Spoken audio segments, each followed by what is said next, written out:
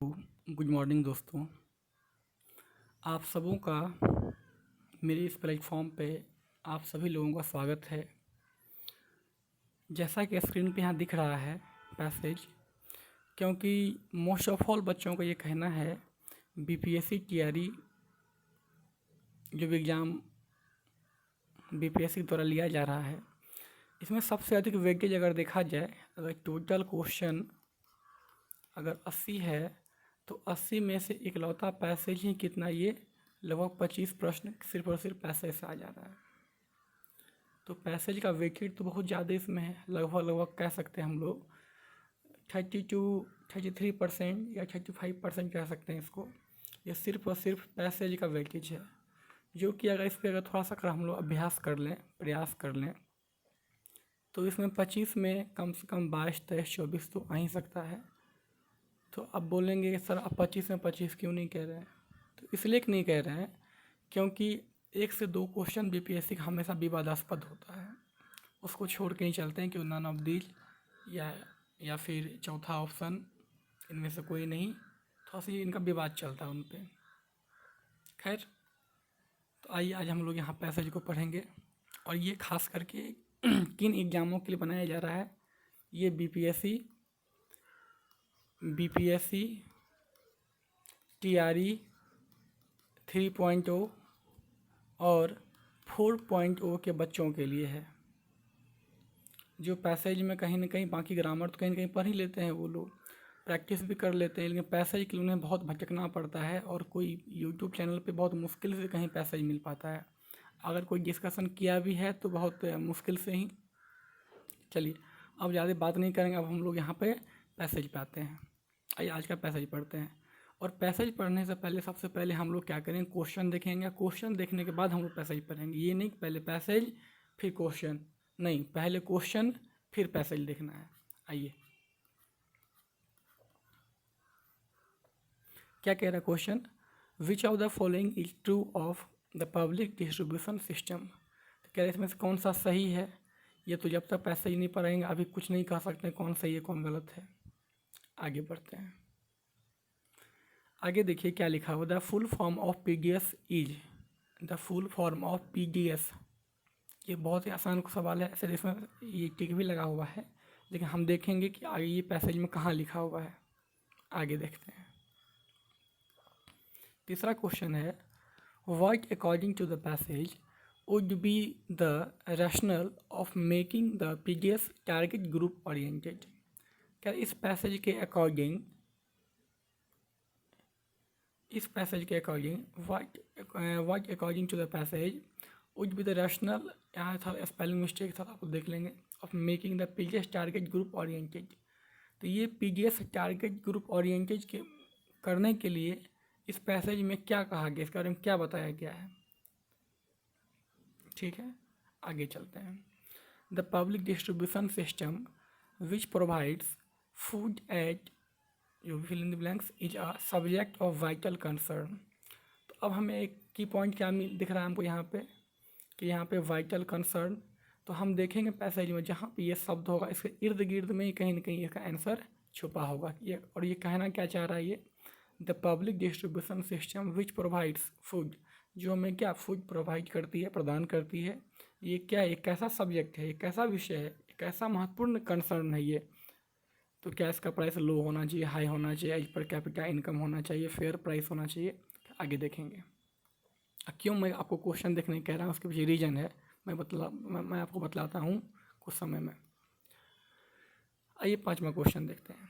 What should be an appropriate step to make the PDS effective. ऐसा कौन सा एक अप्रोप्रिएट स्टेप हम लेना चाहिए कि ये इस पीडीएफ सिस्टम को प्रभावशाली बनाने के लिए, इफ़ेक्टिव बनाने के लिए। ठीक है, अब हम लोग क्वेश्चन पढ़ चुके हैं, दिमाग में कुछ ना कुछ आ चुका है। अब हम लोग आते हैं पैसेज पे। द पब्लिक डिस्ट्रीब्यूशन सिस्टम, तो एक तो फुल फॉर्म पूछ लिया गया था कि पीडीएस का फुल फॉर्म क्या होता है, तो पब्लिक डिस्ट्रीब्यूशन सिस्टम। ये आंसर शायद 2 या 3 का था, ये मिल गया हमको। आगे पढ़िए। The public distribution system which provides food at low prices. देखिए क्या लिखा हुआ है, at low prices is a subject of vital concern. अब ये वाइटल कंसर्न कहाँ दिख रहा था, शायद चौथा या पांचवा शायद दिख रहा था। There is a growing realization that India has enough food to feed its masses to a square meal a day. The monster of starvation and food insecurity continues to haunt the poor in our country. क्या कह रहा है, there is a growing realisation, ये हमारा जो बढ़ता हुआ जो रियलाइजेशन है, that through India has in, Bharat के पास क्या है, पर्याप्त मात्रा में फूड है, खिलाने के लिए पर्याप्त मात्रा में है। इतना है कि हम लोग 2 स्क्वायर मील्स आ डे, मतलब दिन में अगर 2 स्क्वायर मील्स भी अगर कर लिया जाए फिर भी हमारे पास प्रचुर मात्रा में बच जाती है। लेकिन इतना होने के बावजूद भी द मॉन्स्टर ऑफ स्टारवेशन, ये जो भूखमरी का जो मॉन्स्टर है, दैत्य है, ये जो निगेटिव एलिमेंट है, एंड द फूड इनसिक्योरिटी, और ये जो फूड इनसिक्योरिटी है ये लगातार जारी है, continue to haunt the poor in our country, जो हमारे देश में गरीब के लिए क्या ये हाउंट करने का काम कर रहा है, तो मारने का काम कर रहा है ये लोग। एकदम आगे बढ़ते हैं। Increasing the purchasing power of the poor through providing productive employment leading to rising income.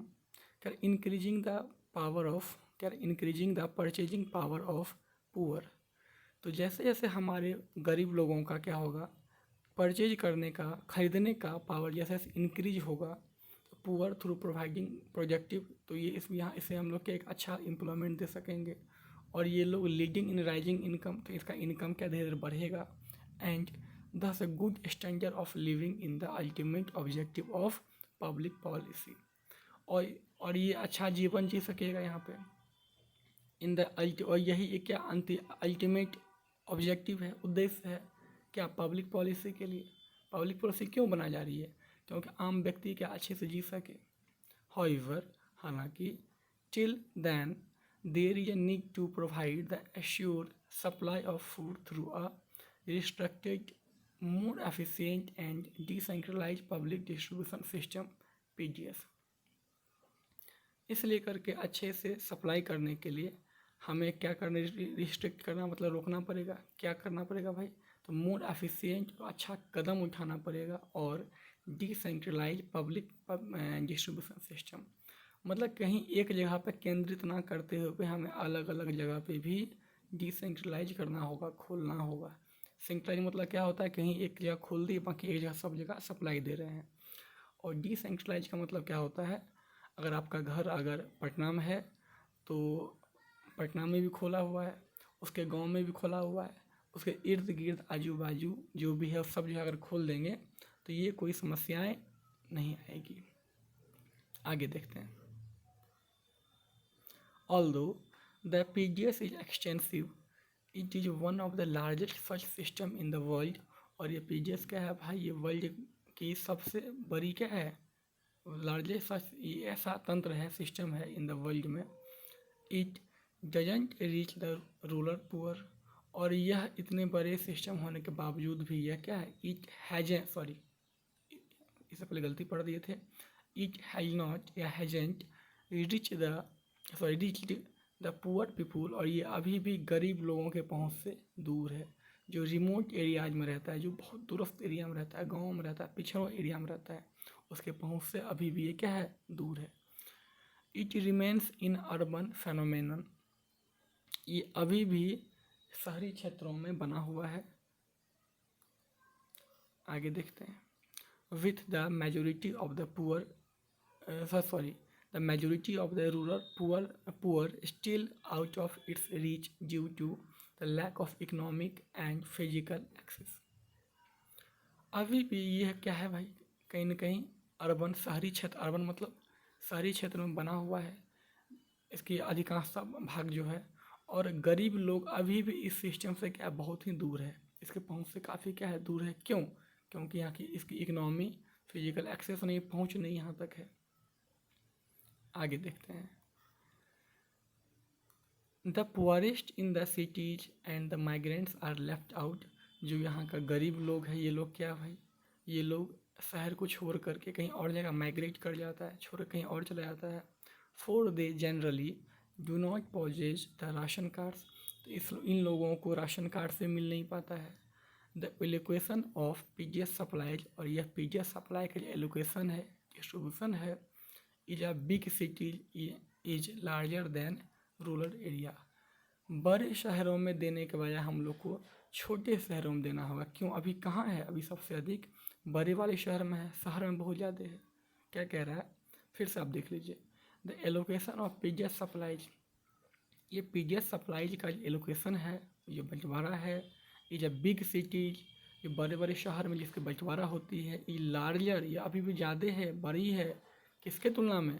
In the rural area, गाँव के तुलना में अभी शहर में बहुत ज़्यादा, जबकि सबसे अधिक पॉपुलेशन कहाँ रहती है? गाँव में रहती है। आगे देखते हैं। इन view of such deficiency, deficiency मतलब क्या होता है? कमी। डिफिशियंसी का मतलब क्या होता है? कमी होना। इन व्यू ऑफ, जब हम लोग देखते हैं, इन व्यू ऑफ मतलब जब हम लोग देखते हैं सच, ऐसे कमियों को, इन द सिस्टम, ऐसे सिस्टम में, द पीजीएस अर्जेंटली नीड, तो पीजीएस को क्या है भाई? एक अर्जेंटली नीड है, आवश्यक है, टू बी स्ट्रीमलाइन, इसको मुख्य, स्ट्रीमलाइन मतलब क्या होता है? मुख्य धारा में। आप फिजिक्स में पढ़े होंगे स्ट्रीमलाइन बल्कि क्या होती है, इसका इस तरह से मतलब एरोप्लेन किस पे उड़ती है, उसका बल्कि शेप कैसा होता है? तो स्ट्रीमलाइंड होता है, मतलब उसको हवा रोक ना सके। तो खैर, अब इसमें हम फिजिक्स की बात कर रहे थे, अब इंग्लिश की बात करते हैं। तो स्ट्रीमलाइन का मतलब होता है मुख्य धारा में। क्या होता है? मुख्य धारा में। तो क्या ज़रूरत है भाई? इनको मुख्य धारा में लाने की अभी भी ज़रूरत है। Also considering the large food grain production combined with food subsidy, और क्या ज़रूरत है? फूड ग्रेन प्रोडक्शन कंबाइंड, इनको फूड सब्सिडी देना चाहिए ऑन वन हैंड, और कंटिन्यूइंग स्लो स्टार, धीरे धीरे करके इनकी जो गरीबी है, भुखमरी है, स्टारवेशन एंड डिसमल पॉवर्टी, जो डिसमल पॉवर्टी है, गरीबी है इन गांव वाले क्षेत्र में, रूरल पॉपुलेशन में एंड अदर, ये धीरे धीरे करके क्या हो, कम हो पाएगी। ठीक है। There is a strong case for making PGS target group orient, इसलिए करके हमें एक स्ट्रॉन्ग, एक मजबूत केस बनाना पड़ेगा, एक ऐसा तंत्र डेवलप करना पड़ेगा फॉर मेकिंग, क्या करने के लिए भाई? To making the PGS target group orient, क्या बनाने के लिए? एक हमको एक टारगेट करना है, क्या करना है भाई? पीजीएस टारगेट ग्रुप और ये ऐसा तंत्र बनाना है, एक खास वर्ग को लाभ पहुंचाने के लिए एक टारगेट ग्रुप ओरिएंटेड बनाने की आवश्यकता है। By making the PGS target group Orient, जब ये टारगेट ग्रुप ओरिएंटेड जब ये बन जाएगी, नॉट ओनली द पुअरेस्ट, ना ही केवल गरीब को, and the needy would be reach without additional cost, और जिसको, ना ही सिर्फ गरीबों को बल्कि वैसे भी लोगों को जो ज़रूरतमंद है, जिसकी जो नीडी है, जिसको आवश्यकता है, ज़रूरत है, टू वुड बी रीच, वहाँ उसके तक पहुँच सके, without any or without additional cost, बिना अत्यधिक पैसा खर्च किए हुए। But we can also reduce, और हम लोग क्या कम कर सकते हैं? Reduce the overall cost incurred, और अत्यधिक जो व्यय हम पे पड़ती है, ट्रांसपोर्टेशन खर्च वगैरह वगैरह, इसको हम लोग क्या कम कर सकते हैं। आइए, तो क्वेश्चन समझ में आ गया, सॉरी पैसा समझ में आ गया। अब हम लोग क्वेश्चन देखते हैं, इससे आप समझ ही गए होंगे। कह रहा which of the following is true of the public distribution system, कह रहे इसमें से कौन सा पब्लिक डिस्ट्रीब्यूशन के बारे में सही कहा गया है। पढ़ते हैं। इट इज रिमेंड, क्या लिखा हुआ है? It is remained effective only in city, क्या ये सिर्फ और सिर्फ ग्रामीण क्षेत्रों में ही इफेक्टिव और प्रभावशाली है? बिल्कुल ऐसा तो कहा गया था। खैर अभी और आगे देखते हैं। It is unique in the world, ये पूरा वर्ल्ड में क्या यूनिक है, अनोखा है, बिकॉज ऑफ इट्स इफेक्टिवनेस, इसके प्रभावशाली होने के कारण। ऐसा बात तो कहाँ ही नहीं गया है। ऑप्शन सी देखते हैं। It has reach the remotest and corner of the country, और ये इट हैज़ रीच, ये पहुँच चुकी है, कहाँ पहुँच चुकी है? दूरस्थ वाले क्षेत्रों में, ग्रामीण क्षेत्रों में क्या ऐसा पहुंच चुकी है क्या? आंसर होगा नहीं। इसके बारे में 2 साल वो बात ही कर रहा है वो। It has improved it's effectiveness over the year.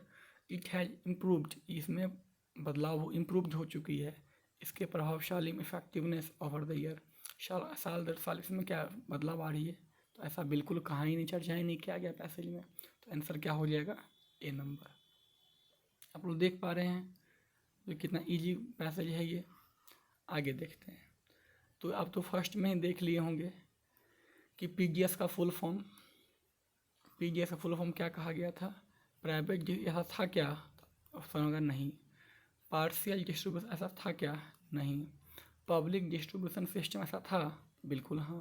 Partial distribution system, sorry party distribution system ऐसा था क्या? नहीं।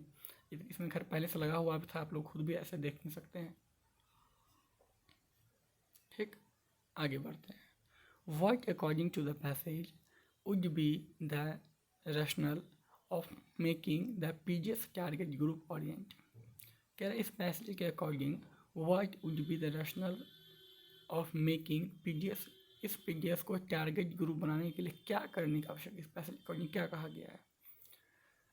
तो ये जो हम लोग जो बना रहे हैं टारगेट ग्रुप ऑरिएंट, इसका बनाने का उद्देश्य क्या है, क्यों बनाया जा रहा है? इस पैसेज में क्या कहा गया था?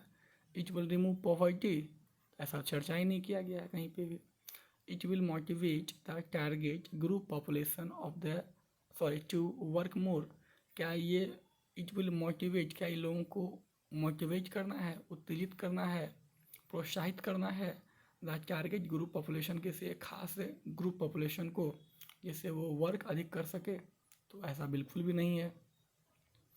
It will give food to the poorest section without additional cost, ये तो हम देखे ही हैं, अंतिम लाइन में कहा गया था। यहाँ पर आप देख रहे होंगे it will needy would be reach without additional cost, ये ऐसा कहा गया है, आप देख लिए होंगे। अब बताइए इसका आंसर क्या होगा? इसका आंसर हो जाएगा ऑप्शन सी। आगे बढ़ते हैं। The public distribution system which provides food at fill in the blanks is a subject of vital concern. एक वाइटल शब्द हम लोग कहीं पढ़े थे, आइए हम लोग देखते हैं कहाँ पढ़े थे।